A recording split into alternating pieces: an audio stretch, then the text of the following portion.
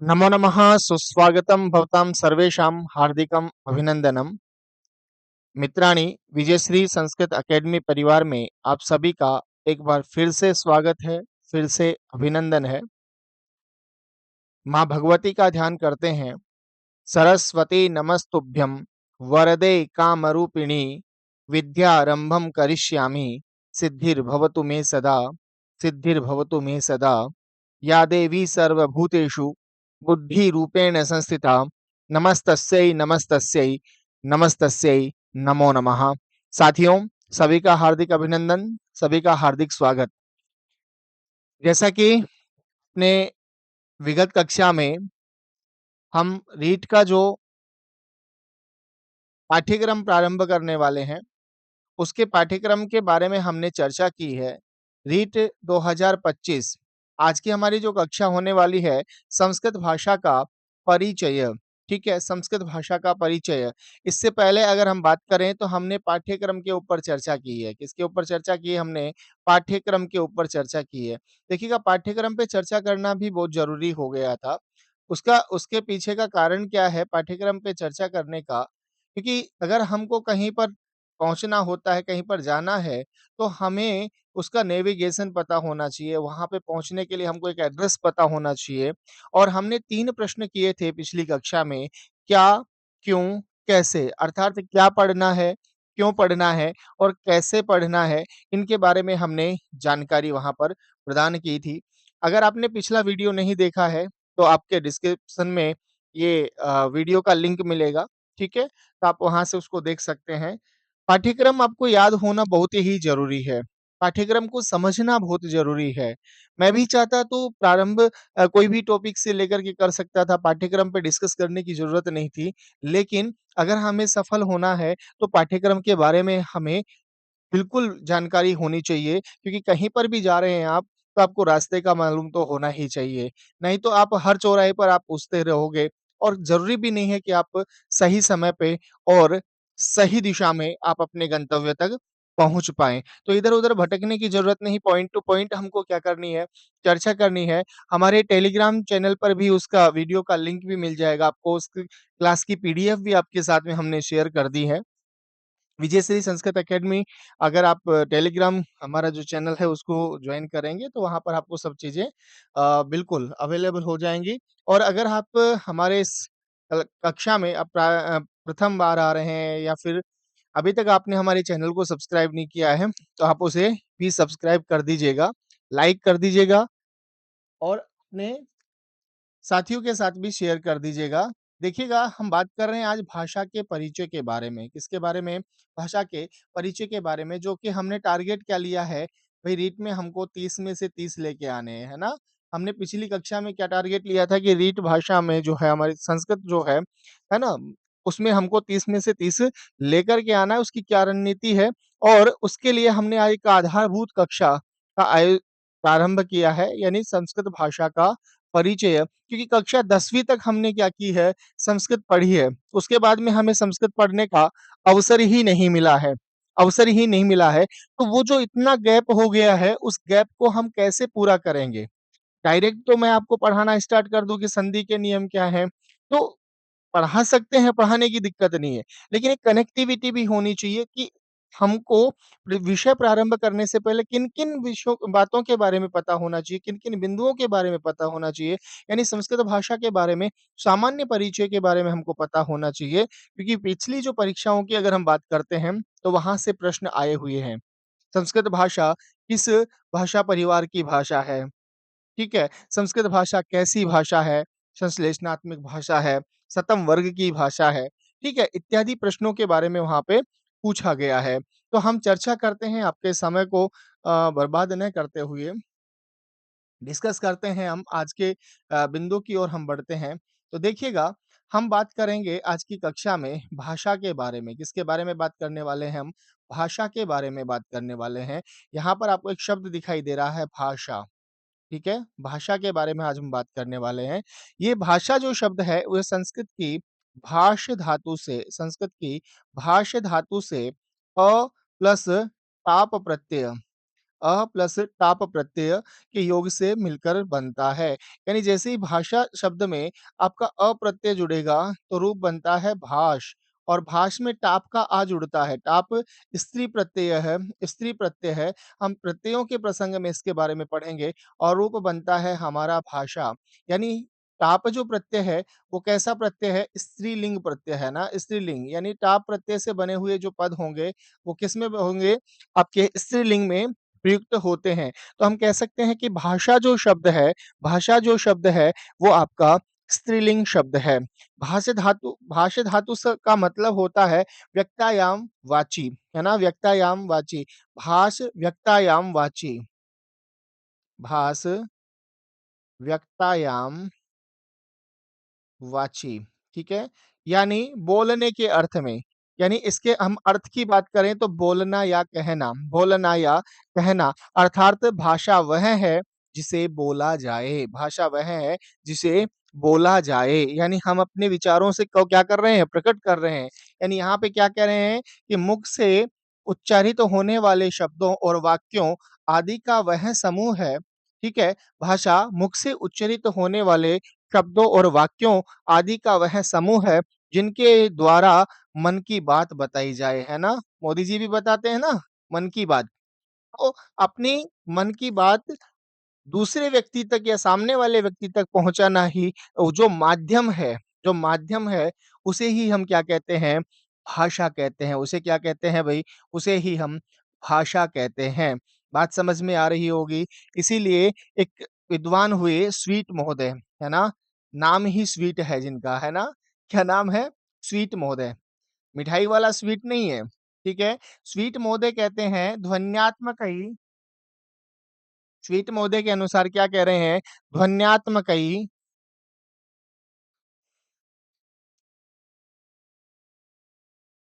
ध्वन्यात्मक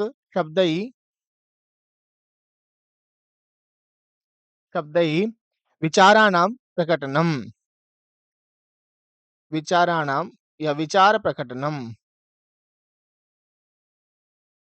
यानी ध्वन्यात्मक शब्दों से विचारों को प्रकट करना ही क्या कहलाती है? भाषा कहलाती है ना? ध्वन्यात्मक शब्दों से विचारों को प्रकट करना ही क्या कहलाती है? भाषा कहलाती है। यह भाषा आपके सामान्यतः 3 प्रकार से होती है ना, यानी 3 रूप इसके देखे जा सकते हैं। एक हो गई आपके मौखिक भाषा, वैसे भाषा तो मौखिक ही है ना? मूल रूप।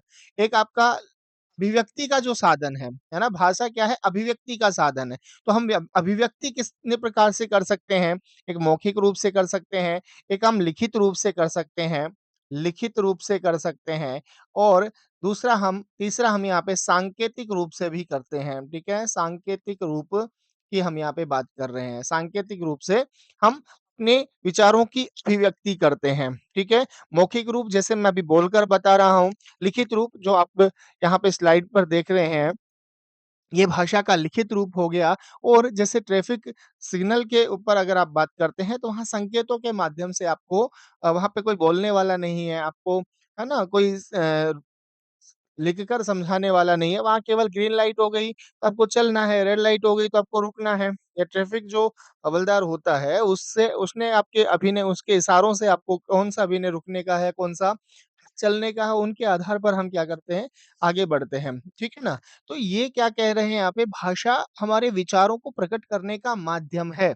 अब आप कहेंगे कि सर हमें क्यों बता रहे हैं आप ये? हमारी तो जो पाठ्यक्रम है उसमें कहीं पर भाषा के बारे में बताया ही नहीं गया है कि भाषा से भी आपके प्रश्न पूछे जाएँगे। तो प्यारे विद्यार्थियों, मैं आपसे पूछना चाहता हूँ कि जब आप मकान बनाते हैं, तो मकान में उसकी जो नींव है, ठीक है? वो आपको दिखाई दे रही है क्या? यानी जितना वो ज़मीन में जो भाग उस मकान का धँसा हुआ है या उसमें ज़मीन के अंदर जो भाग है वो आपको दिखाई दे रहा है क्या? दिखाई नहीं दे रहा है, लेकिन आप अगर कहें कि उससे हमको क्या मतलब है, उसको तो निकाल दिया जाना चाहिए। तो क्या वो मकान रुक पाएगा? बिल्कुल नहीं। तो आज की ये जो कक्षा है हमारी, ये बिल्कुल वो नींव का पत्थर जो है ना, उसका ही रूप यहाँ पर लेने वाली है। ठीक है? तो इसलिए आपके लिए महत्वपूर्ण कक्षा है। और दूसरा ये है कि भाषा आपको 2 पढ़नी है, चाहे वो आप संस्कृत भाषा को लीजिएगा और संस्कृत के साथ में या तो अंग्रेजी भाषा आप ले रहे हैं या फिर आप हिंदी भाषा को पढ़ रहे हैं। तो भाषा तो सभी भाषा भाषा है, चाहे वो संस्कृत पढ़ो, चाहे वो हिंदी पढ़ो, चाहे आप और दूसरी कोई-सी भाषा पढ़ो, ठीक है? अगर आप भाषा पढ़ रहे हैं तो भाषा के विषय में तो ये सारी चीज़ें लगभग समान ही है। अब बात करता हूँ मैं आगे भाषा के बारे में हमने बात की है, ठीक है?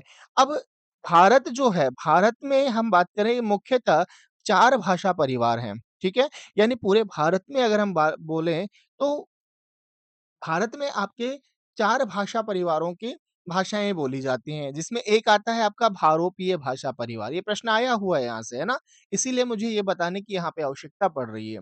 एक है द्रविड़ भाषा परिवार, एक है ऑस्ट्रिक भाषा परिवार, एक है चीनी-तिब्बती भाषा परिवार।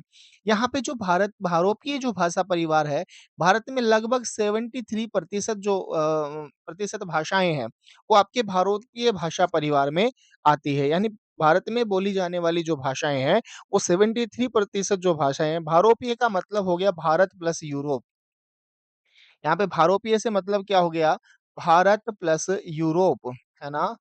भारत और यूरोप में बोले जाने वाली भाषाएँ, कौन-सी भाषाएँ कहलाती हैं? भारोपीय भाषाएँ कहलाती हैं। कौन-सी भाषाएँ कहलाती हैं?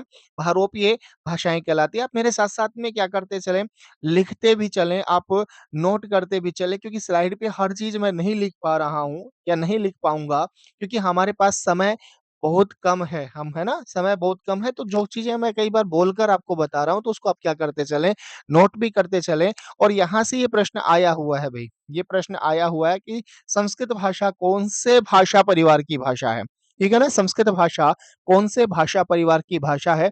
ये प्रश्न आपके रीट परीक्षा में पूछा गया है। तो इसीलिए इसको हमको क्या नहीं लेना है, सामान्य रूप से नहीं लेना है, थोड़ा-सा सीरियस हमको इसको देखना है।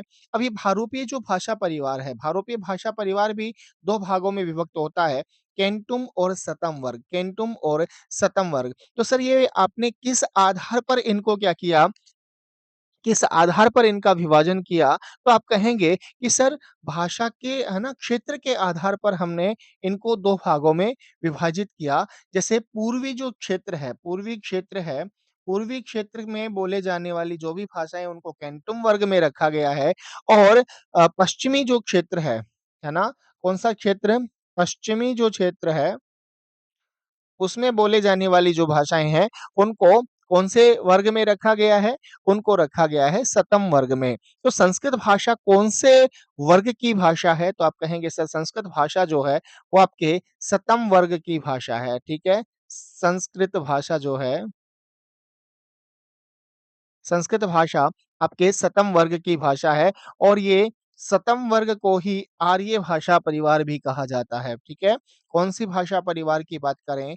आर्य भाषा परिवार, सतम वर्ग को आर्य भाषा परिवार भी कहा जाता है। तो पिछली बार उन्होंने सतम वर्ग के बारे में पूछ लिया, इस बार सतम वर्ग ऑप्शन में ना देकर आर्य भाषा परिवार को भी दे दें, तो भी आपको क्या करना है, सही उत्तर उसका आर्य भाषा परिवार को ही आपको चुनना है। तो यहाँ पर ये बात समझ में आ गई होगी भाषा की परिभाषा के बारे में हमने बात की है, भाषा के परिवार कितने होते हैं, उनके बारे में बात की है और उसमें से भी संस्कृत भाषा कौन से परिवार की भाषा है, यहाँ से हमारे 2 प्रश्न क्लियर हो गए, 2 से 3 प्रश्न हमारे क्या हो गए हैं, क्लियर हो गए हैं। अब बात करते हैं किसके बारे में, संस्कृत भाषा के बारे में क्योंकि हम कौन-सी भाषा पढ़ रहे हैं, हम पढ़ रहे हैं संस्कृत भाषा।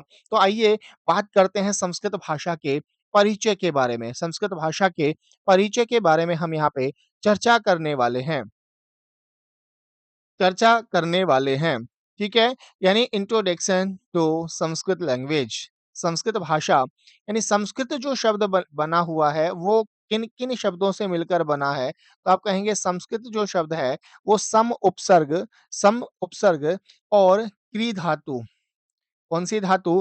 क्री धातु। यहाँ पे ये भी प्रश्न आया हुआ है कि संस्कृत पद में कौन-सा उपसर्ग है और एक बार धातु के बारे में भी पूछा गया है और यहाँ से प्रत्यय से संबंधित भी प्रश्न पूछे जाते हैं। तो जब भी हम कोई टॉपिक पढ़ेंगे तो उस टॉपिक की व्युत्पत्ति के बारे में हम ज़रूर जानेंगे कि वो उसमें कौन-सी धातु है, कौन-सा प्रत्यय है, कौन-सा उपसर्ग वहाँ पे लगा है, उनके बारे में भी हमको सामान्य जानकारी होनी चाहिए। तो यहाँ पर आप कहेंगे सम उपसर्ग, क्री धातु और कत प्रत्यय के योग से आपका संस्कृत शब्द बनता है। कौन-सा शब्द बनता है? संस्कृत शब्द बनता है। अब मन में एक प्रश्न आता होगा कि सर यहाँ पे तो सम प्लस कृत प्लस कत, है ना? तो यहाँ पे तो ये रूप बनने वाला है। यह जैसे कत प्रत्यय से अगर मिलकर बना है, तो यहाँ पे क्या हो गया? कृत और यहाँ पर क्या है? सम। लेकिन इसमें से ये जो स है, ये संस्कृत में आपको ये स दिखाई दे रहा है यहाँ पे, ये कहाँ से हो आया? तो यहाँ पर बच्चे सुट का आगम होता है। किसका आगम होता है? सुट का आगम होता है। सुट यानी स का आगम होता है और रूप बनता है आपका संस्कृत, है ना? क्या रूप बनता है? संस्कृत और ये अनुस्वार में बदल जाएगा मैं जो है वो किस में बदल जाएगा? अनुस्वार में बदल जाएगा और रूप आपका बन जाएगा संस्कृतम। क्या रूप बन जाएगा? संस्कृतम। अगर हम बात करें संस्कृत की, तो संस्कृत की परिभाषा की अगर हम बात करें, तो क्या कह रहे हैं यहाँ पे संस्कृत की परिभाषा के बारे में कि शुद्ध, परिष्कृत एवं परिमार्जित भाषा को संस्कृत भाषा कहा जाता है। यानी जिसमें किसी प्रकार का कोई दोष नहीं है, यानी वो अपने आप में एक ऐसी भाषा है, शुद्ध भाषा है, यानी जिसमें कोई विवाद नहीं है। अगर हम आज वर्तमान में हम बात करें, पूरे भारत की बात करूँ या पूरे विश्व की बात करूँ, तो संस्कृत भाषा को लेकर के कहीं कोई विवाद नहीं है और संस्कृत भाषा को लेकर के पूरे विश्व में एकरूपता है, समरूपता है। ठीक है? यानी अगर हम कहें चषकः का मतलब अपने यहाँ पर गिलास है, तो आप दक्षिण भारत में चले जाएँगे तो वहाँ भी चषकः का अर्थ गिलास ही होगा। यानी ऐसा नहीं कि यहाँ पर कुछ है और वहाँ पर उसका अर्थ कुछ निकल रहा है, ठीक है ना? और अभी जैसे हम बात करें आगे और भी चर्चा करने वाले हैं, संस्कृत दिवस, ये भी आपको पता होना चाहिए भई, संस्कृत दिवस, ठीक है? संस्कृत दिवस के बारे में भी आपको पता होना चाहिए क्योंकि एक बार पत्रिकाओं के बारे में भी प्रश्न पूछ लिया था कि संस्कृत में जैसे अपने राजस्थान से निकलती है भारती पत्रिका, ठीक है ना? भारती मासिक पत्रिका निकलती है जयपुर से, ठीक है? जयपुर से ये पत्रिका प्रकाशित होती है, तो इस बारे में भी क्या हुआ आया हुआ है, प्रश्न आया हुआ है। तो ये कुछ बेसिक चीज़ें हैं, कुछ बताने की बातें नहीं होती हैं, ये अपने जिस विषय को पढ़ रहे हैं, उसके बारे में सामान्य हमको जानकारी होनी ही चाहिए, ठीक है? हाँ, तो श्रावण मास की पूर्णिमा को संस्कृत दिवस मनाया जाता है। तो यानी इसकी कोई निश्चित जो डेट है वो नहीं है। यानी हम कहें कि रक्षाबंधन वाला जो दिन है वो संस्कृत दिवस के रूप में मनाया जाता है। और संस्कृत सप्ताह की बात करूँ तो संस्कृत रक्षाबंधन के 3 दिन पहले और रक्षाबंधन के 3 दिन बाद, यानी ये जो 7 दिन का जो समय है, इसे हम संस्कृत सप्ताह के नाम से भी जानते हैं। किसके नाम से जानते हैं? संस्कृत सप्ताह के नाम से भी हम यहाँ पर इसको जानते हैं, ठीक है ना? तो यहाँ पे ये हो गया संस्कृत भाषा के बारे में हमने बात की है और वहाँ पर ही हमने बात की थी आर्य भाषा परिवार में ही कि संस्कृत भाषा वहाँ पर 2 प्रकार से इसको विभाजित या पढ़ा जाता है। एक पढ़ा जाता है वैदिक भाषा के रूप में, एक पढ़ा जाता है लौकिक भाषा के रूप में। जहाँ मंत्रों इत्यादि की बात करी की जाती है वो वैदिक भाषा हो गई और जहाँ पे वर्तमान जो हम पढ़ रहे हैं ये आपके लौकिक संस्कृत हो गई है। तो संस्कृत भाषा को अगर हम बात करें विभक्त करने की तो इस प्रकार से हम 2 भागों में क्या कर सकते हैं, विभक्त कर सकते हैं। अगर हम बात करें संस्कृत भाषा के अन्य नाम क्या-क्या हैं? इसे गीरवाणी कहा जाता है, इसको देव भाषा कहा जाता है, इसको वेदवाणी कहा जाता है। ये कैसी भाषा है? शुद्धा भाषा है, परिष्कृता भाषा जिसकी अभी हमने परिभाषा की बात की है, परिमार्जिता भाषा है। ठीक है? तो यहाँ पर ये इस प्रकार से इनके अन्य नामों के बारे में आप क्या कर सकते हैं, जान सकते हैं। संविधान की 8वीं सूची में, है ना? कौन-सी अनुसूची की बात कर रहे हैं? संविधान की 8वीं अनुसूची की यहाँ बात कर रहे हैं। उसमें कितनी भाषाओं को सम्मिलित किया गया है? 22 भाषाओं को सम्मिलित किया गया है और उन 22 भाषाओं में संस्कृत भी एक भाषा के रूप में वहाँ पे वर्णित है ना? संस्कृत का स्थान भी वहाँ पर निश्चित है। एक और यहाँ पर क्या कह रहे हैं यहाँ पे अनुच्छेद 343 ये प्रश्न आया हुआ है भई, है ना? अनुच्छेद 343 के अनुसार हिंदी को क्या माना गया है? राजभाषा यानी हिंदी का जो प्रश्न पत्र है उसमें ये प्रश्न आया हुआ था कि हिंदी को राजभाषा किस अनुच्छेद के अंतर्गत क्या किया गया है? माना गया है। तो आप कहेंगे सर ये संस्कृत के कक्षा में हिंदी का फिर प्रश्न हमको क्यों बता रहे हो? क्योंकि ये जो बताने का कारण है वो इसलिए है क्योंकि इसके अगली वाली जो लाइन है वो इसकी आधारभूत है। कारण क्या है? यहाँ पे कह रहे हैं कि 343 जो अनुच्छेद है, उसके अनुसार हिंदी को राजभाषा तो बना दिया गया है, लेकिन हिंदी पूरे भारत में नहीं बोली जाती है, आपको पता होगा, है ना? पूरे भारत में हिंदी भाषा नहीं बोली जाती है और हर जगह इसमें थोड़ा-से क्या है मतभेद है, कुछ शब्दों को लेकर के। तो वहाँ पर क्या कह रहे हैं कि अनुच्छेद 351 कहता है, उसके अनुसार हिंदी अपनी शब्दावली हेतु प्राथमिक रूप से संस्कृत पर क्या होगी? आश्रित होगी। प्राथमिक रूप से किस पर आश्रित होगी? संस्कृत पर आश्रित होगी। जैसे आप हिंदी में पढ़ते होंगे ना तत्सम, तद्भव, देशज और विदेशज शब्द। अगर शब्दावली की बात करें तो तत्सम यानी तत्सम यानी उससे लिया गया, किससे लिया गया? यानी संस्कृत से जो एज़ इट इज़ ले लिए गए हैं, ऐसे के ऐसे जो शब्द ले लिए गए हैं, वो हो गए आपके तत्सम। और जब उसके रूप में कहीं जगह जैसे उष्ट्र है, हमारे उष्ट्र संस्कृत में उष्ट्र कहते हैं और उष्ट्र को हमारे राजस्थान में क्या बोलते हैं? ऊँट बोलते हैं। तो उष्ट्र से ऊँट हो गया, तो ये हो गया तद्भव। तत्सम यहाँ पे कौन-सा शब्द है? उष्ट्र। लेकिन यहाँ पर उसकी बात करें हम तद्भव की, तो यहाँ पे क्या हो जाता है? ऊँट हो जाता है ना? ऊँट की यहाँ पे जब बात करते हैं, तो यानी उष्ट्र है तो क्या हो गया आपका? उष्ट्र ये तो हो गया आपका तत्सम और इससे क्या हो गया? ऊँट। तो ये आपका कौन-सा हो गया है? तद्भव। तो यानी किस पर आश्रित है प्राथमिक रूप से? तो आप कहेंगे संस्कृत पर ही क्या होगी? आश्रित होगी। तो यहाँ प तक बात समझ में आ गई होगी और मैं विचार कर रहा हूँ कि आप क्या कर रहे हैं इसको साथ-साथ में लिख भी रहे होंगे। बिल्कुल, आपको थोड़ा-सा लग सकता है, लेकिन सत्य हमेशा कड़वा होता है। जो चीज़ें आपको और कहीं पर नहीं बताई जा रही, यहाँ पर मैंने अभी आपको कहा है, बिल्कुल निःशुल्क, है ना? किसी प्रकार का मैं ये नहीं कहूँगा कि ऐप से ये कोर्स इतने रुपए में खरीद लीजिएगा, यानी इसका आपको कोर्स हमारे उस लिंक पर आपको इतने में मिल जाएगा, बिल्कुल नहीं। जब हमने वादा किया है कि आपको 30 में से 30 की हम गारंटी के साथ हम प्रयास करेंगे, है ना? मेहनत आपकी है, प्रयास हमारा रहेगा, मिलकर हम मेहनत करेंगे, निश्चित रूप से हम अपने लक्ष्य को क्या करेंगे? प्राप्त करेंगे, ठीक है ना? लक्ष्य को क्या करेंगे? प्राप्त करेंगे। तो निश्चित रूप से आप क्या करते चलें, साथ-साथ में नोट्स बनाते चलें। आगे देखिएगा, अब हम बात कर रहे हैं संस्कृत की। ये तो हमारे संस्कृत के बारे में थोड़ी-सी हमने जानकारी ली, क्योंकि अब हम संस्कृत में क्या पढ़ेंगे? तो संस्कृत में आप कहेंगे कि सर भाषा के साथ में व्याकरण पढ़ेंगे, है ना? यानी संस्कृत भाषा हमारे पाठ्यक्रम की अगर मैं बात करूँ पाठ्यक्रम की अगर मैं बात करूँ, तो इसमें 2 भाग हैं हमारे। एक है व्याकरण का भाग है, एक है शिक्षण का भाग, ठीक है ना? एक हो गया व्याकरण की बात कर रहा हूँ, व्याकरण और एक है आपके शिक्षण। ठीक है? शिक्षण, यानी शिक्षण विधियों की बात कर रहा हूँ आपके, है ना? शिक्षण विधि। हमने पिछली कक्षा में बात की थी कि लगभग 15 से 18 प्रश्न किसके आने वाले हैं? व्याकरण के आने वाले हैं और आपके करीबन 10 से 12 प्रश्न आपके किसके आने वाले हैं? शिक्षण विधियों के आने वाले हैं। ये सारी चर्चाएँ हमने पिछली कक्षा में क्या कर ली है। अगर आपने अभी तक नहीं देखा है, तो आप एक बार जाकर उसको ज़रूर देखिएगा, उसको समझिएगा क्योंकि जब तक आपको पाठ्यक्रम बिल्कुल कंठस्थ नहीं होगा, पाठ्यक्रम की जब तक समझ नहीं होगी, तो आप आगे बढ़ ही नहीं सकते हैं। है ना? और ऐसे बढ़ने को तो आप घूमते रहो ना, क्या ही दिक्कत है? एक बिल्कुल आपको सटीक पता होता है कि मुझे वहाँ जाना है, तो इधर-उधर आप भटकेंगे ही नहीं। इसीलिए पाठ्यक्रम को क्या करें आप ज़रूर देखें, पाठ्यक्रम को आप याद करें, ठीक है? बाकी आप स्वतंत्र हैं, संस्कृत में कहते हैं कर्ता, कर्ता जो होता है वो क्या होता है? स्वतंत्र होता है ना? हाँ, बाध्यता नहीं है लेकिन आप प्रयास करें अगर आप सफल होना चाहते हैं तो, ठीक है? यहाँ पर देखिएगा व्याकरण, व्याकरण शब्द की हम बात करें, व्याकरण शब्द की बात करें तो यहाँ पर 2 उपसर्ग हैं आपके, कौन-कौन से हैं? एक आपका वि उपसर्ग है एक आपका आंग उपसर्ग है, ठीक है? उपसर्ग के प्रकरण में पढ़ेंगे। आंग में ग की क्या हो जाती है? इत्संज्ञा हो जाती है। यहाँ पर भी क्री धातु है और ल्युट प्रत्यय के योग से ये शब्द आपका बनता है। कौन से प्रत्यय के योग से बनता है? ल्युट प्रत्यय के योग से आपका ये शब्द निष्पन्न होता है। तो यहाँ पर देखिएगा वी प्लस आंग, ठीक है?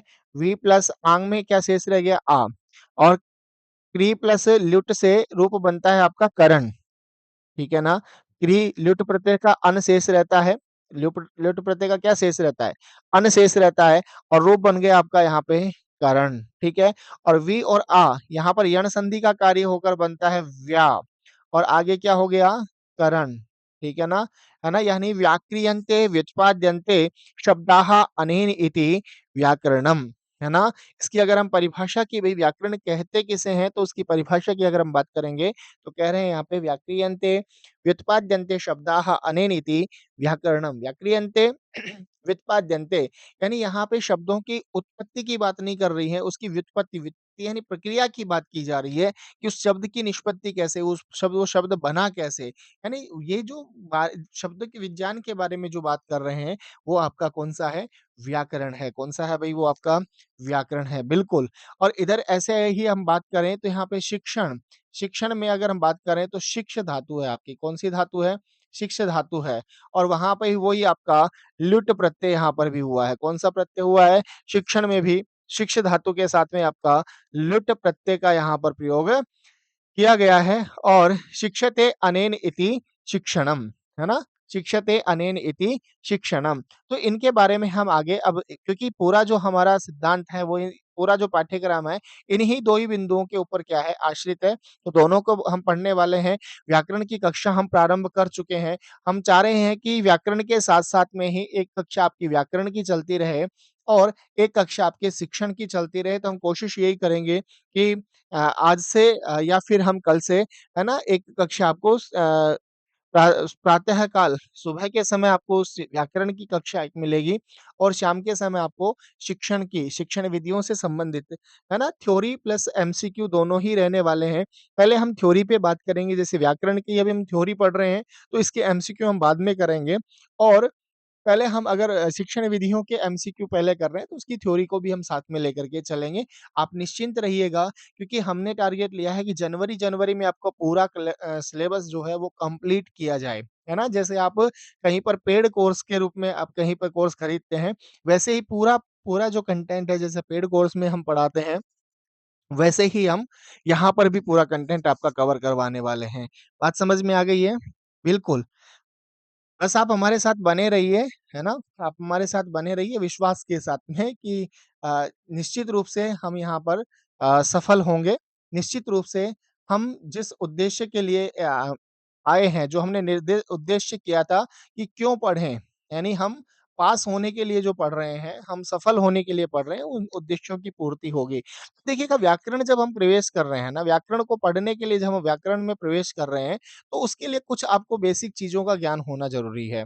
संस्कृत का जो कहते हैं ना वर्णमाला, है ना? वर्णमाला हम पढ़ेंगे ई, ई हम आगे पढ़ेंगे, लेकिन उसके साथ में ही और भी कुछ जो चीज़ें हैं, उनका भी आपको पता होना ज़रूरी है क्योंकि आपके अलग से कुछ शब्द हैं, है ना? कुछ आपके पाठ्यक्रम में कुछ बिंदु दिए गए हैं, जैसे अशुद्धि संशोधन का दिया है, संस्कृत अनुवाद का दिया है, ठीक है?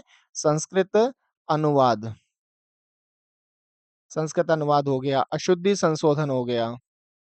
ठीक है? अशुद्धि संशोधन और यहाँ से 2 प्रश्न आते हैं और ये अच्छे-अच्छे बच्चों के भी क्या होते हैं, गलत होते हैं, है ना? संस्कृत के विद्यार्थियों से भी ये गलत हो जाते हैं, जबकि आपने तो कक्षा 10वीं तक की ही क्या की है, संस्कृत पढ़ी है ना? तत्ते तानी हमको संस्कृत नहीं आनी। ऐसा खूब हमने भी खूब गाया था, लेकिन पता नहीं था कि आगे जाके संस्कृत ही लेंगे और संस्कृत ही पढ़ाएँगे, है ना? हाँ, ऋग भरतपुर कामा रामः रामो रामाः तो संस्कृत को याद करने के बहुत सारे तरीके हैं, ठीक है? अभी हम जब आगे टॉपिक्स पढ़ेंगे ना तो बिल्कुल आपको सरल लगेगा। तो यहाँ पर देखिएगा, ये संस्कृत अनुवाद और अशुद्धि संशोधन ये टॉपिक पढ़ाने का नहीं है, अभ्यास का टॉपिक है और ये इनका अभ्यास हम प्रारंभिक कक्षा से ही करते चलेंगे।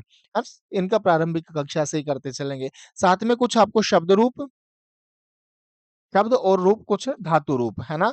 इनके बारे में भी आपको थोड़ा-सा पता होना चाहिए जिससे हम क्या करेंगे, आगे हमारे लिए कक्षाएँ ईज़ी रहेंगी, सरल होती जाएँगी, ठीक है? तो हम कुछ इसके ये जब ये अनुवाद वाला टॉपिक हम क्लियर करेंगे, उससे पहले हमको कुछ चीज़ों के बारे में प्रारंभ में ही पता होना चाहिए।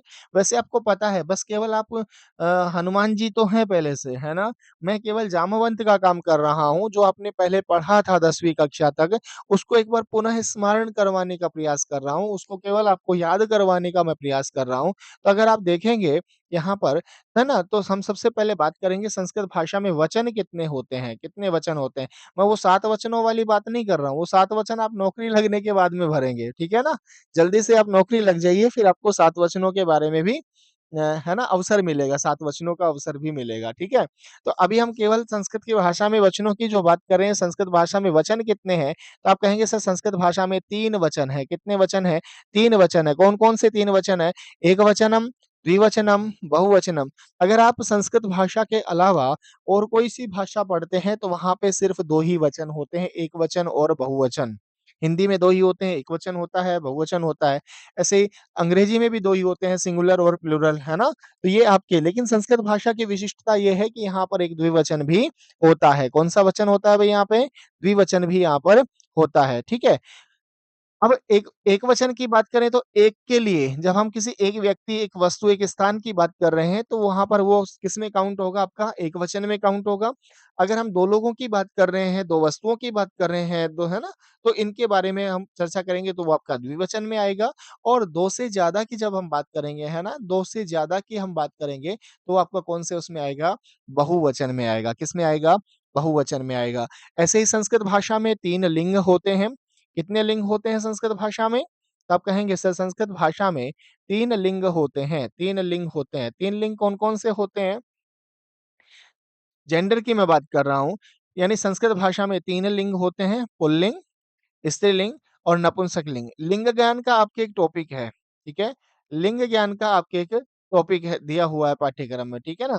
पाठ्यक्रम में एक टॉपिक दिया हुआ है, तो उसको भी हम देख लेंगे।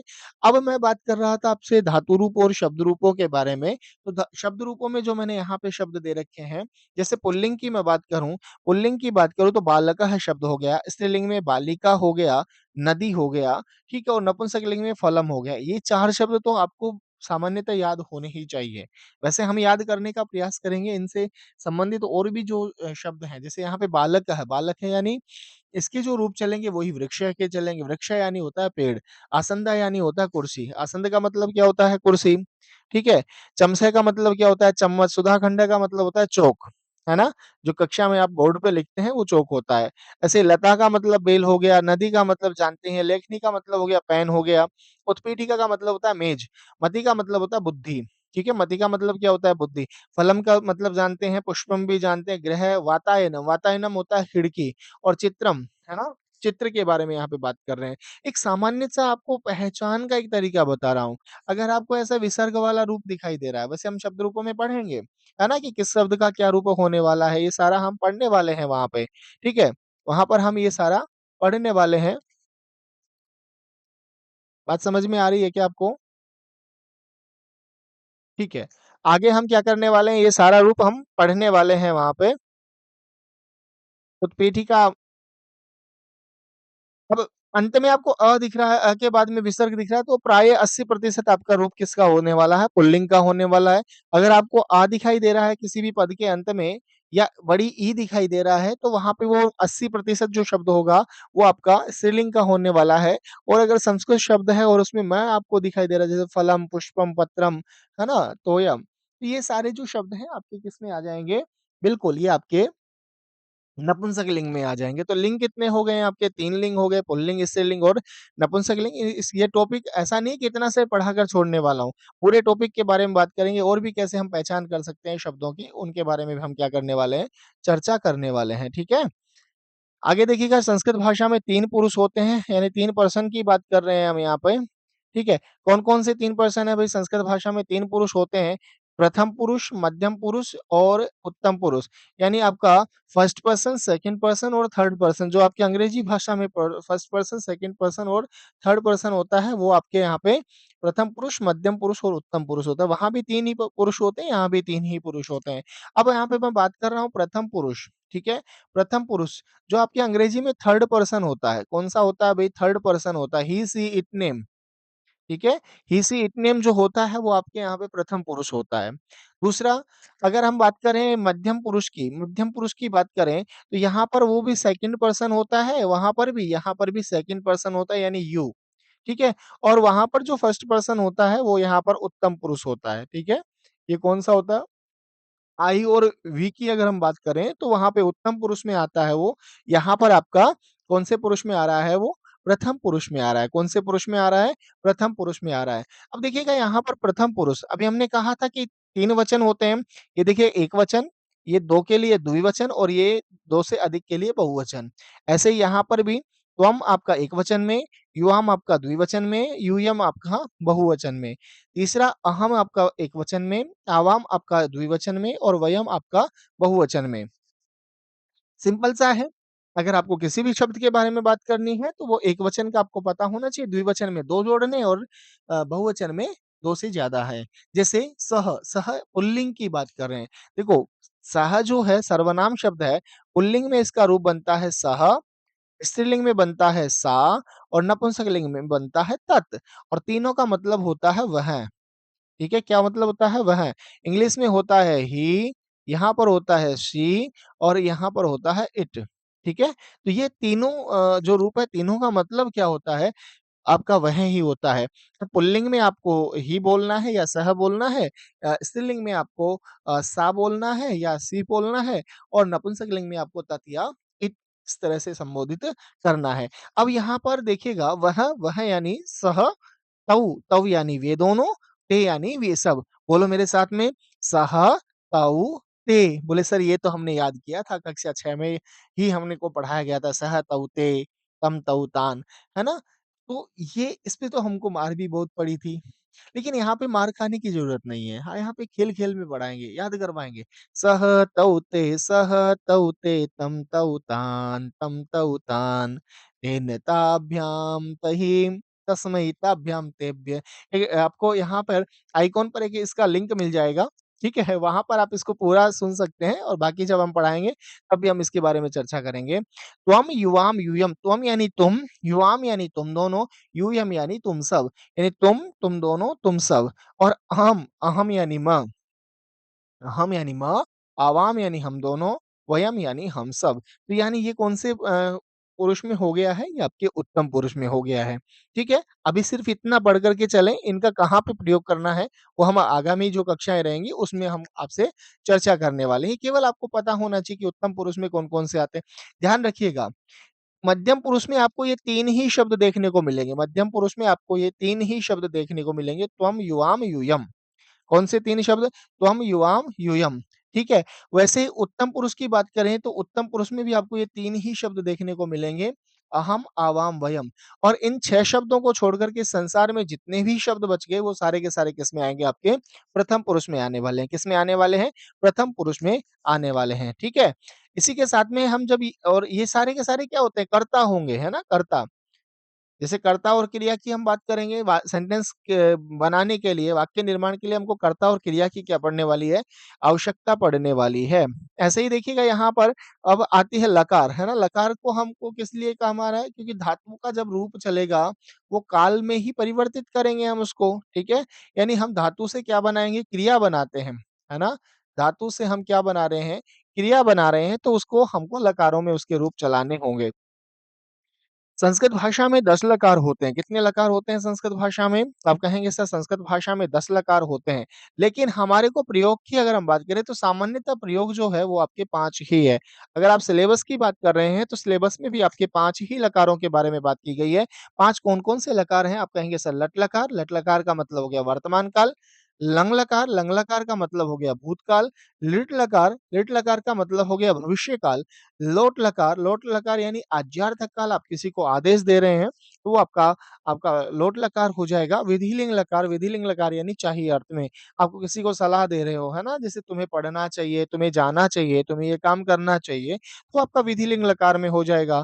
तुम जाओ, तुम पढ़ो, तुम खेलो, यहाँ पे तुम आदेश दे रहे हो, अब उनको सलाह नहीं दे रहे हो, है ना? तो ये हो गया आपका लोट लकार, आज्यार्थक काल, है ना? वह पढ़ेगा, वह जाएगा, वह खेलेगा, तो ये आपका भविष्य काल हो गया। अभी खेल नहीं रहा है ना? वह खेल रहा है, यानी रहा है, रही है, रहे हैं दिखाई दे रहा है तो आपका लट लकार हो जाएगा। था, थी, थे, है ना? इस तरह से आपको दिखाई देगा वो आपका भूतकाल हो जाएगा और रहेगा, रहेगी, रहेगा, है ना?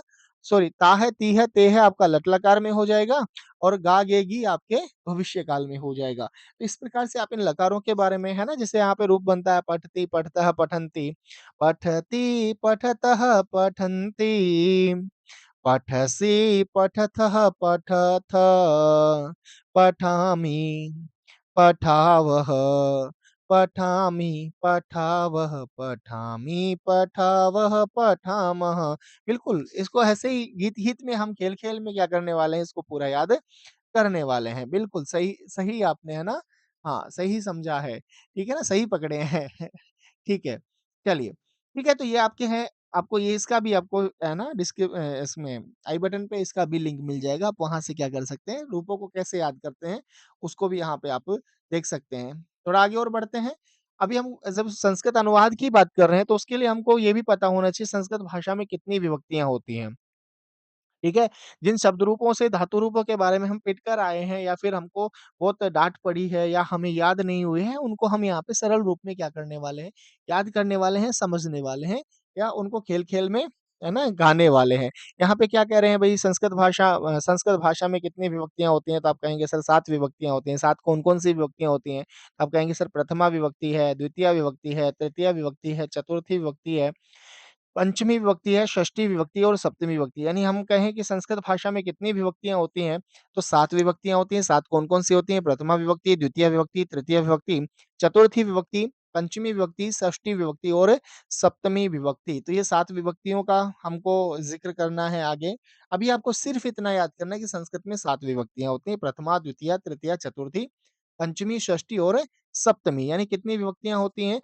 7 विभक्तियाँ होती हैं। बोले सर 7 विभक्तियों का काम कहाँ होगा? तो आप कहेंगे सर जब हम कारकों की बात करेंगे, किसकी बात करेंगे? कारकों की बात करेंगे, ठीक है? कारकों की बात करेंगे तो वहाँ पर हम इनका प्रयोग देखेंगे। अब यहाँ पर देखिएगा क्या कह रहे हैं यहाँ पे कर्ता कारक, कारक संस्कृत में कितने होते हैं? 6 होते हैं। कितने होते हैं? ये ध्यान रखना, हिंदी में 7 होते हैं, लेकिन यहाँ पर कितने होते हैं? 6 ही होते हैं। है ना? कौन-कौन से 6 होते हैं? तो कहेंगे कर्ता कारक, कर्म कारक, करण कारक, संप्रदान कारक, अपादान कारक और अधिकरण कारक। कारक का भी टॉपिक आपके पाठ्यक्रम में है, तो उसके बारे में भी हम विस्तार से क्या करने वाले हैं? पढ़ने वाले हैं, याद करने वाले हैं, समझने वाले हैं। बात समझ में आ रही होगी? तो कर्ता कारक, कर्म कारक, करण कारक, संप्रदान कारक, अपादान कारक और अधिकरण कारक। यानी कारक कहते किसको हैं? क्रियाजनकत्वम कारकत्वम। क्रिया के जनक को, किसके? क्रिया के जनक को कारक कहते हैं। जनक यानी पिताजी, यानी क्रिया के पिताजी को क्या कहते हैं हम? कारक कहते हैं अपनी भाषा में अगर हम बात करें। या फिर हम कहें कि क्रिया से जिनका सीधा संबंध होता है, वे कारक कहलाते हैं। है ना? जिनका संबंध नहीं होता है, जैसे संबोधन है। संबोधन संस्कृत में कारक नहीं होता है ना? यानी संस्कृत में संबोधन संबोधन और संबंध, ठीक है? संबोधन और संबंध ये दोनों क्या नहीं होते हैं? कारक नहीं होते हैं। इसीलिए इन दोनों को जब हम हटा देते हैं, तो हमारे पास में 6 ही बचते हैं। याद किया होगा आपने कर्ताने प्रथमा, है ना? आपको ऐसे याद होगा कर्ताने कर्म को करण से संप्रदान के लिए, अपादान से अलग, अधिकरण में पर, है ना? संबंध का के की रा रे री अधिकरण में पर। इस तरह से आपने याद किया होगा। कर्ताने कर्म को करण से, ये तो सबको याद होगा। ये भूलने वाला टॉपिक नहीं है, है ना? हाँ, लेकिन अब इसको आप अपने इस रीट में कैसे लागू करेंगे? है ना? यानी इसमें इस परीक्षा में आपके लिए कैसे ये, है ना, ब्रह्मास्त्र बनेगा, उसको थोड़ा-सा बस देखना है। तो अब इसको थोड़ा-सा आपको अपडेट करके याद करना है। कैसे याद करना है? कर्ताने प्रथमा, कर्म को द्वितीया, करण से तृतीया, है ना? संप्रदान के लिए चतुर्थी, उपादान के लिए पंचमी। ठीक है? संबंध का के की रा रे री षष्ठी, अधिकरण में पर सप्तमी। ऐसा कुछ याद करोगे कि आगे के मैं जब तरीके बताऊँगा आपको अनुवाद करने के लिए तो बिल्कुल ईज़ी हो जाएगा आपके लिए, है ना? कैसे हो जाएगा आपके लिए? बिल्कुल ईज़ी हो जाएगा। तो मैं उम्मीद करता हूँ आप ये इसको क्या कर पाएँगे? याद कर पाएँगे, समझ पाएँगे, ठीक है? हाँ, बिल्कुल। तो यहाँ पर इसको क्या कर पाएँगे? याद अभी एक बार देखिएगा हमने क्या-क्या पढ़ा है अभी यहाँ पे, ठीक है? अभी हमने क्या-क्या पढ़ा है यहाँ पे। आज की कक्षा में हमने देखिएगा, एक तो हमने बात की है भाषा के बारे में, ठीक है? फिर भाषा की परिभाषा, भाषा परिवार के बारे में बात की है हमने, फिर संस्कृत भाषा के बारे में बात की है और संस्कृत भाषा किस भाषा परिवार की भाषा थी आपके? सतम वर्ग की भाषा थी। कौन से परिवार की भाषा थी? सतम वर्ग की भाषा थी। संस्कृत के कुछ और संस्कृत के विषय में हमने और बातें की, जैसे संस्कृत दिवस के बारे में हमने बात की है कि संस्कृत दिवस कब मनाया जाता है? तो आप कहेंगे सर रक्षाबंधन के दिन, है ना? रक्षाबंधन के दिन संस्कृत दिवस बंधन रक्षाबंधन के दिन क्या मनाया जाता है? संस्कृत दिवस का आयोजन किया जाता है। इसी के साथ में अगर मैं बात करूँ आपके, हमने पढ़ा है संस्कृत में वचन कितने होते हैं, संस्कृत में पुरुष कितने होते हैं, संस्कृत में लिंग कितने होते हैं। तो आप ये देखेंगे, तो आपका जब पाठ्यक्रम उठाकर देखेंगे, कल वाली जो कक्षा देखेंगे या पाठ्यक्रम आपके पास में होगा, उसमें आप जब देखेंगे तो आपको पता चलेगा कि आपके पाठ्य बिंदुओं में भी है ना? तो ये बेसिक है, ये आपको केवल जैसे होता है ना कोई मूवी होती है तो उसका पहले ट्रेलर लॉन्च किया जाता है ना? इंट्रो उसका आता है, तो ऐसे ही एक तरह से मैंने केवल इंट्रो आपको वो किया है, मूवी अभी बाकी है मेरे दोस्त, है ना? हाँ, मूवी अभी हम पूरा देखेंगे, ठीक है? तो यहाँ पे वचन, पुरुष, लिंग, ठीक है? इनके बारे में हमने बात की है, साथ में ही हमने लकार के बारे में बात की है। संस्कृत में कितने लकार होते हैं, संस्कृत में कितनी विभक्तियाँ होती हैं, है ना? विभक्तियों के बारे में बात की है। संस्कृत में हमने कारकों के बारे में बात की है, ठीक है? संस्कृत में कारक कितने होते हैं, केवल इनका परिचय मात्र इन सभी का हमने क्या किया है, परिचय किया है आपसे आज। हमारा जो पाठ्य बिंदु है वही है ना इसकी संस्कृत भाषा परिचय। अभी परिचय करवाया है हमने, इंट्रोडक्शन करवाया है। कोई भी आप बुक खरीदते हो तो उसमें इंडेक्स होता है ना? इंडेक्स होता है कि हाँ, कौन-सा टॉपिक कहाँ कैसे करना है, तो ऐसे एक तरह से क्या है, इंडेक्स ही है। अब हम बात करते हैं जो हमने व्याकरण की चर्चा की थी, ठीक है? ये तो आपका बेसिक हो गया है। अब बात कर रहे हैं थोड़ी-सी जो व्याकरण की हमने बात की थी, व्याकरण की बात की थी, ठीक है ना? इस व्याकरण के बारे में, व्याकरण का जो ज्ञान है सबसे पहले ब्रह्मा जी क्योंकि हमारी सृष्टि के रचयिता कौन है? ब्रह्मा जी हैं। सृष्टि के रचयिता कौन है? ब्रह्मा जी हैं और ब्रह्मा जी ने ये जो ज्ञान है, वो देवताओं के गुरु कौन? बृहस्पति जी को दिया। किसको दिया है? बृहस्पति को। देवताओं के गुरु बृहस्पति को क्या किया गया? इन्होंने व्याकरण का ज्ञान दिया और बृहस्पति ने आगे चल कर के ये ज्ञान क्योंकि देवताओं के राजा हैं सबसे पहले इंद्र, इंद्र को इन्होंने क्या किया? इंद्र को इन्होंने इस व्याकरण का ज्ञान दिया और यहीं से इन्होंने व्याकरण ग्रंथ की क्या होती है? का प्रादुर्भाव होता है, व्याकरण ग्रंथ प्रारंभ होता है। क्योंकि सबसे पहले इंद्र जो है उन्होंने ऐन्द्र व्याकरण की रचना की है ना? ऐन्द्र व्याकरण की क्या करते हैं ये रचना करते हैं। बृहस्पति जो हैं, उनको गुरु का दर्जा आपने पढ़ा होगा ना? जैसे बृहस्पतिवार को ही गुरुवार के नाम से भी बोला जाता है ना, यानी बृहस्पति को गुरु का दर्जा दिया था। यानी हम देवताओं के गुरु की बात करें तो वो कौन थे? बृहस्पति, ठीक है? तो एक तो परंपरा यहाँ पर ये हो गई है, ठीक है? ये थोड़ी-सी इस एक तो इस परंपरा के बारे में बात करेंगे, ठीक है? कुछ समय बाद में जब ये क्या नाम है ब्रह्मा जी ने भगवान शिव को, है ना? शिव, शिव कहें या हम महेश्वर कहें?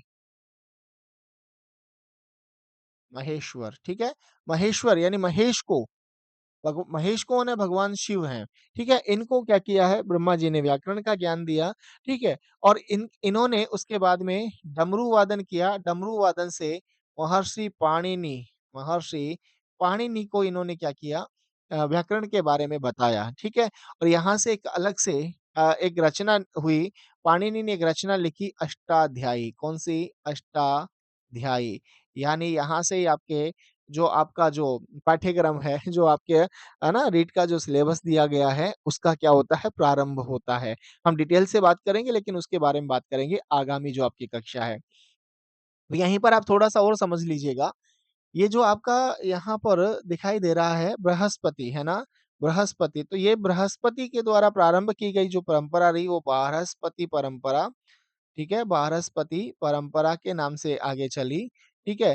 बृहस्पति ने जो पढ़ाया और वो आगे गुरु शिष्य परंपरा से आगे बढ़ता चला गया, ठीक है? वो परंपरा आपकी रही बृहस्पति परंपरा और भगवान महेश, ठीक है? यानी इनका जो परंपरा रही वो उसको माहेश्वरी परंपरा के नाम से जानते हैं, माहेश्वरी परंपरा।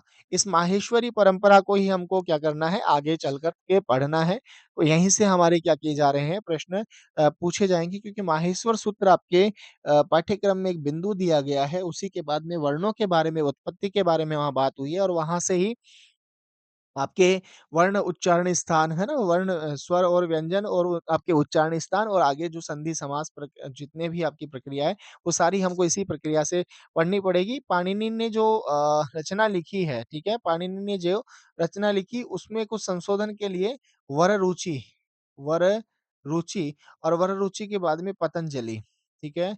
पतंजलि। ये 3 ऋषि हुए हैं, 3 ऋषि हुए हैं जिन्होंने संस्कृत के क्षेत्र में अपना एक महत्वपूर्ण योगदान दिया है ना? संस्कृत के क्षेत्र में जो आज संस्कृत एक सरल भाषा के रूप में हमें देखने को मिल रही है, उसके क्षेत्र में इन्होंने बहुत अभूतपूर्व क्या दिया है, योगदान दिया है। इसीलिए अब हम जो अगली जो हमारी कक्षा रहने वाली है ना? तो उसमें हम त्रिमुनि यानी व्याकरण के त्रिमुनि कहा जाता है इनको। व्याकरण के त्रिमुनि कहा जाता है, किसको? पाणिनि, कात्यायन और पतंजलि। बोले सर इतनी देर में बदल दिया आपने तो, नाम ही बदल दिया। बोले क्या? बोले अभी तो आपने वररुचि बताया था। क्या बताया था? वररुचि। भाई कात्यायन का ही दूसरा नाम क्या है? वररुचि है, ठीक है ना? तो 1 नंबर पे कौन है? महर्षि पाणिनि, 2 नंबर पे आपके कात्यायन और 3 नंबर के पतंजलि, ठीक है? इन तीनों के नाम पर ही इन्हीं तीनों को क्या कहा जाता है? व्याकरण में त्रिमुनि कहा जाता है। क्या कहा जाता है? त्रिमुनि कहा जाता है और तीनों ने जो रचना लिखी है उनके बारे में भी थोड़ा-सा मैं आपको बता देता हूँ। जिससे आपको थोड़ा ईज़ी हो जाएगा कल हमारे लिए, है ना? इनकी जो मूल रचना है वो है अष्टाध्यायी, ठीक है? अष्टाध्यायी, इसमें सूत्र हैं, इसमें क्या है? सूत्र हैं, अष्टाध्यायी के पर ही इन्होंने क्या लिखे? वार्तिक लिखे और इन्होंने महाभाष्य की रचना की। किसकी की? महाभाष्य, ठीक है? महाभाष्य की इन्होंने क्या की है? रचना की है। तो हम आगामी कक्षा में आप थोड़ा-सा क्या करें, है ना? कोई भी आपके पास में गाइड ले रखी होगी आपने, थोड़ा-सा उसके बारे में पढ़ें। त्रिमुनि के बारे में और कोई भी आपका प्रश्न है, जहाँ पर भी आपको डाउट लग रहा है, आप कमेंट्स बॉक्स में क्या करें कमेंट्स करें आप, ठीक है? कमेंट्स करें और वहाँ पे हम कोशिश करेंगे आपका वहाँ पे जवाब देने के लिए, नहीं तो हम उसको आगामी कक्षा जो रहेगी, आपके जो भी जितने भी डाउट्स हैं, उनको लेकर के हम यहाँ पर आने वाले हैं और आपके मैंने जैसे कि अभी बताया था कि शिक्षण विधियों के भी कक्षा हम साथ-साथ में प्रारंभ करने वाले हैं, यानी हम 1 दिन में 2 क्लास हम लेके चलने का प्रयास करेंगे। एक आपके व्याकरण की तो आपकी डेली होगी ही, उसके साथ-साथ में हम प्रयास करेंगे कि शिक्षण विधि की भी आपकी एक कक्षा प्रतिदिन हो, ठीक है? थ्योरी और एमसीक्यू दोनों ही हो, पुराने प्रश्न पत्र भी हम देखेंगे और नए आपके मॉडल जो पेपर हैं, उनके बारे में भी हम क्या करने वाले हैं, चर्चा करने वाले हैं और हम ने प क कल जो लक्ष्य लिया था 30 में से 30 है ना? तो हम उसको अवश्य ही क्या करेंगे प्राप्त करेंगे। आशा करता हूँ कि मेरे द्वारा जो आज दी गई जानकारी है, वो आपके लिए परीक्षा उपयोगी साबित होगी। माँ भगवती से आप यही प्रार्थना है कि आप निश्चित रूप से क्या होंगे, सफल होंगे। यही हमारी शुभकामनाएँ हैं, ठीक है? अगर आपको लगता है कि आपकी कक्षा आपके लिए उपयोगी है, तो बिल्कुल आप इसको लाइक करें, शेयर करें और अपने दोस्तों के साथ में ज़्यादा से ज़्यादा इसको शेयर कीजिएगा, ठीक है? जिससे आपके लिए इसी प्रकार से हम और भी अच्छा-अच्छा कंटेंट क्या करते रहेंगे, प्रोवाइड करते रहेंगे, बताते रहेंगे, ठीक है? आपके जो भी प्रश्न हैं आप कमेंट्स बॉक्स में लिखिएगा। इसकी पीडीएफ प्राप्त करने के लिए आप विजयश्री संस्कृत अकेडमी जो हमारा टेलीग्राम ग्रुप है, आप उसको क्या कर सकते हैं, जॉइन कर सकते हैं। कोई भी प्रश्न है आप कमेंट्स कीजिएगा, उसका समाधान आपको मिलेगा। इजाज़त चाहते हैं और जितना भी हमने पढ़ा है, पढ़ाया है, ये अवश्य आप इसको क्या करें, रिवीज़न करें, कोई भी कक्षा आप छोड़े नहीं। है ना? मेरे पढ़ाने का कुछ तरीका अलग है, आपने पिछली वीडियोज़ भी हमारी यूट्यूब पे देखी होंगी, है ना? या कुछ विद्यार्थी जो पहले से पढ़े हुए हैं, उनको निश्चित रूप से ये पता है कि तरीका थोड़ा-सा हट के है, बाकी पढ़ाना तो सबका एक जैसा ही है, लेकिन थोड़ा-सा अलग है। एक हर कक्षा एक-दूसरे से क्या होगी, जुड़ी हुई होगी, इसीलिए कोई भी कक्षा आप छोड़े नहीं, है ना? हाँ, तो अगली कक्षा को समझने के लिए आपको पिछली कक्षा का भी थोड़ा-सा एक तारतम्य बनाते हुए चलें, साथ-साथ में आप नोट्स बनाते चलें, क्योंकि टाइम आपके लिए ज़्यादा नहीं बचा है। हमारे पास में सिर्फ़ और सिर्फ़ 60 दिन बचे हैं, यानी अगली 27 तारीख को हमारा पेपर संभावित है ना? होगा ये अभी नहीं कह सकते, लेकिन संभावनाएँ हैं कि 27 तारीख तक, है ना? 27 फरवरी को आपका एग्ज़ाम हो ही जाए, उसी को लक्ष्य बनाकर आपको क्या करना है, आगे बढ़ना है। इजाज़त चाहते हैं, आज के लिए इतना ही। मिलेंगे आगामी कक्षा में, तब तक के लिए नमस्कार, धन्यवाद, नमो नमः, पुनः मिलामः।